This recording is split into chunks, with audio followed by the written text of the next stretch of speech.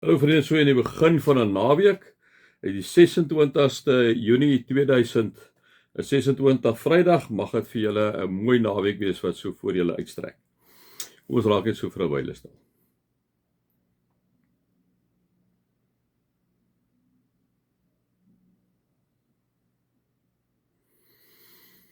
Here, wat sommer by my opkom vanoggend is dat ek graag U wil loof en U aanbid vir U goedheid, Here, vir U teenwoordigheid in ons lewens en in my lewe.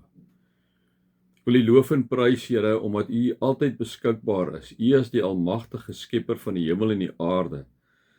Here, beskikbaar vir ons as swakke mense. Dankie vir die beskikbaarheid, dankie vir U toeganklikheid, o Vader God. Dankie, Here, dat U altyd met sagtheid na ons luister. Dankie, Here, dat ons U het om altyd by ons te wees. Amen. Vriende, mag daar vir julle genade en vrede en oorvloed wees omdat julle God ken, Jesus ken en die Heilige Gees ken. Vriende, nou kom ons hierso by 'n gedeelte in Hebreërs, by Hebreërs 12. Ons het nou gister 'n bietjie gesê, julle het nog nie so teen die sonde weerstand gebied dat dit vir julle in stryd om lewe en dood gegaan het nie, né? Nou, as jy nou net die boonste versie vat, vriende, net kom ons kan net gou so hier boons, dan staan daar die volgende, daar staan: Hou hom, dis nou Jesus voor oë wat so 'n vyandige optrede van sondaars teen hom verdra het. Nee, ek praat nou oor Jesus, die hele ding waar jy oog op Jesus gehou, die vorige gedeelte. En dan kom sê hy, dan sal julle nie geestelik moeg word en uitsak nie. Nee, so wanneer ek en jy in hierdie lewende verhouding met God is, dan sal ons nie geestelik moeg word en uitsak nie. Geestelik moeg word en uitsak nie. En dan is dit interessant, dat dis waar ons gister gepraat het, kom sê hy net die volgende vers: julle het nog nie so teen die sonde weerstand gebied dat dit vir julle 'n stryd om lewe en dood geword het nie, né? So, as ek en jy nie hierdie lewende verhouding met God het nie, dan sal ons inderdaad oorgeset synde geestelik moeg word en uitsak, né? Maar wanneer ons oë op Jesus hou, né, staan daar so, wanneer ons hom voor oë hou, liewe, dan sal ons nie geestelik moeg word en uitsak nie. So die kern en die kruks is dat ek en jy in 'n lewende verhouding met die drie-enige God moet staan, dat ons inderdaad in Jesus se voetspore moet volg en dat ons inderdaad moet toelaat dat die Heilige Gees deur ons werk. En wanneer ek en jy in daai verhouding is en wanneer ons geloofsvormende gewoontes beoefen, want dit is wat ons in daai verhouding plaas, deur die woord te bestudeer, deur te bid, deur te reflekteer, te mediteer, deur te journal, liewe vriende. Wanneer ons daar die tipe goeders doen, dan begin ek en jy bewus raak en is ons in die teenwoordigheid van God. En wanneer ons so in die teenwoordigheid van God is, dan sal ek en jy nie sommer geestelik moeg raak en uitsak nie.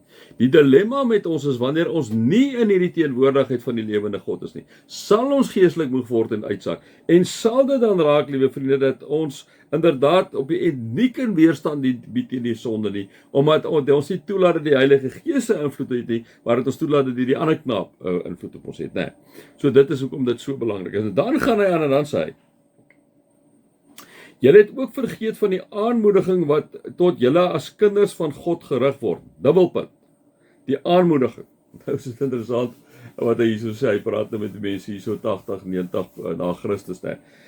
Ek moet sê die volgende: my kind, moet dit nie gering ag as die Here jou tug nie, en moenie mismoedig word as hy jou teregwys nie.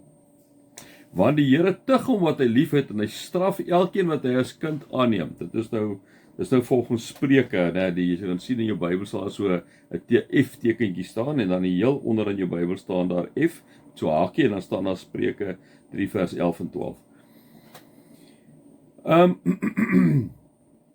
Die Hebreërs skrywer haal is vir Spreuke aan, hy haal vir Salomo basies aan, ons dink is Salomo wat die Spreuke geskryf het. Nou is dit interessant, onthou nou, ons is post, vriende, die wet, ons is post die eerste verbond, ons is die tweede verbond, waar Jesus gesterf het, tot 'n volkome verlossing van al ons sondes. Maar onthou nou, die ou wat geskryf het, liewe vriende, ons moet onthou, hy's 80 en 90 na Christus, daar's 'n ander sisteme wat daar geld, net soos die mans daai tyd, was dit 'n patriargale sisteem. Vrouens moes stil bly, die mans is die ouens wat praat, né? Daai hele ding van die 80, 90 na Christus en selfs verder. En nou kom sê hy hierso, hy sê, want die Here tug hom wat hy liefhet en hy straf elkeen wat hy as kind aanneem. Hy straf elkeen wat hy as kind aanneem. Nou, onthou, is my 5 sent, dat ek reflekteer daaroor, vriende, moet my nie kruisig wanneer ek vir julle maar die goedheid die hart uit sê nie. Ek kan nie sien dat God ons nog straf nie. Die straf is in Christus afgehandel. Ek is nie God nie, ek is net Rian, ek is 'n stofmannetjie. Die straf is afgehandel in God. Dat ons deur die lewe deur sekere slegte goed gaan, liewe vriende, dit is waar, en as jy dit wil sien as straf, kan jy, as dit vir jou werk, dit werk nie vir my nie, vir my is dit, dat Jesus het in my plek vir al my sondes gesterwe, vir eens en vir altyd, wat ek gedoen het, en nog gaan doen, het Christus klaar gesterf. So wanneer God na my, deur Christus na Rian kyk, sien hy 'n perfekte Rian raak, is ek perfek nie naaste by nie, ek is wel 'n verloste sondaar, ek doen nog steeds sondes. Maar Christus het die straf op hom geneem, dis hoe ek het verstaan. Christus het die straf op hom, die straf wat my en jou toekom, het Christus namens ons aan die kruis gaan hanteer. Nee, hy het namens ons, in die plek van ons, is hy as die sondebok gesien, en is hy inderdaad gekruisig, sodat ek en jy, liewe vriende, nie dieselfde lot, sodat ek en jy nie voor God op te staan en te sê, my Here, dit is nag vir my, ek het gesonde, en God sê, ag, jy hel toe nie. Wanneer ek en jy daar gaan staan voor die Here, liewe vriende, op die hiernamaals, wat gaan gebeur? Ons moet eintlik almal hel toe gaan in 'n sekere sin, maar omdat ons geglo het in Jesus, sal die ou sê, ja, dit is so, hy moet eintlik gaan, maar weet jy, hy het vir Jesus aangeneem, en Jesus het in sy plek vir al sy sondes gesterwe, as 'n volkomme verlossing van hom. So ek het altyd 'n bietjie 'n probleem met so iets, wanneer hy, alhoewel hy nou Spreuke aanhaal, nee, liewe vriende, dis vir my is die straf afgehandel, en Christus is die straf afgehandel. As die straf van Christus nie afgehandel het, waarmee, jy weet hoekom het Jesus dan nou inderdaad vir jou, vir my kom sterf in die kruis. Nou gaan hy verder, nou sê hy, verdra die tug as opvoeding, want God behandel julle as sy kinders. Is daar miskien 'n kind wat nie deur sy vader getug word nie? As julle nie getug word, soos al die ander nie, dan is julle nie werklik sy kinders nie. Verder, ons het ons aardse vaders gehad wat ons getug het, en ons het vir hulle eerbied gehad. Sal ons nie nog des te meer aan die hemelse Vader onderwerp en lewe nie? Nou daarmee het ek het geen probleem daarmee, liewe vriende. Die tug, ek dink vir my, indien jy die tug wil sien, vriende van God, ek dink dit is 'n baie persoonlike ding. Niemand kan vir jou sê hoe dit werk nie. Dit moet dan nie tussen jou en God wees. Vir my net dink ek die tug is afgehandel. Die straf is afgehandel. Tug is mos nou niks anders as straf nie. Dis afgehandel in Christus, né? En so hoe dit werk, liewe vriende, maar wat begin ek en jy sien as dit? Dis my probleem. Want nou moet ons kategorieë begin instel in tug. Is tug inderdaad wanneer jy siek raak, is dit hoe God jou tug? Is tug wanneer jou kind oor die pad stap en hy doodgery word, is dit tug? Is tug, liewe vriende, wanneer jy bankrot gaan, is dit terug? Is tug wanneer jy 'n groot besigheidstransaksie verloor, is dit die tug? Is dit as jou salaris gesny word, is dit die tug? Is as jou kind in 'n motorongeluk doodgaan, is dit die tug? Julle verstaan my ongemak. Daarom vir my, straf is afgehandel, God se tug is afgehandel binne in die kruis van Christus, as 'n volkomme versoening vir al ons sondes. Dat ek en jy God nie moet teleurstel nie, dis waar. Dat ek en jy nie die Heilige Gees moet bedroef nie, dis waar. Maar vir my is dit so, ek sal graag 'n gesprek met julle wil hê. Onthou dit my 5 sent, hè. Want dis hoe ek dit sien.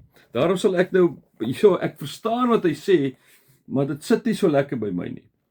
Dat ons aan God moet onderwerp wees, dat ons moet bang vir hom wees dat hy ons moet tug.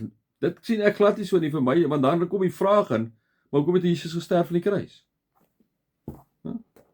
Maar dis hoe ek het sien. Nou sê hy, ons vaders het ons wel 'n kort tydjie na hulle goeddinke getug, maar hy tug ons tot ons beswil, sodat ons in sy heiligheid mag deel. Wanneer ons getug word, lyk die tug op daardie oomblik nie na iets om oor bly te wees nie, maar om oor te huil. Later lewer dit egter vir die wat daardie gevorm is 'n goeie vrug, vrede omdat hulle gehoorsaam is aan die wil van God. Versterk daarom die slap hande en die lam klee en loop die reguit pad, dan sal wat lam is nie uit lid raak nie, maar gesond word. So Vriende, so julle hoor wat ek vir julle sê, die tigting is vir my 'n baie moeilike ding. In die menslike terrein verstaan ek dit, die tig en die goed, en ek verstaan dit ook as 'n ou net baie simplisties daaroor geestelik praat, maar in terme van my siening vir wat Christus vir ons kom doen met hom in ons plek vir al ons sondes te kom sterf, en hy die straf van God in totaliteit op hom geneem het, dan het ek nou, dan raak dit vir my ongemaklik dan om met die tig te praat, en hoe werk dit dan nou? Ek sou nogal graag julle denke daaroor wil self hê, ja, alhoewel ek verstaan wat hy probeer sê. Is nou maar is nou maar my een sien vandag vir wat dit werk. Ek wil hê julle moet saam met my dink. Mag julle God se liefde ervaar, sy genade ervaar en sy teenwoordigheid ervaar. Amen.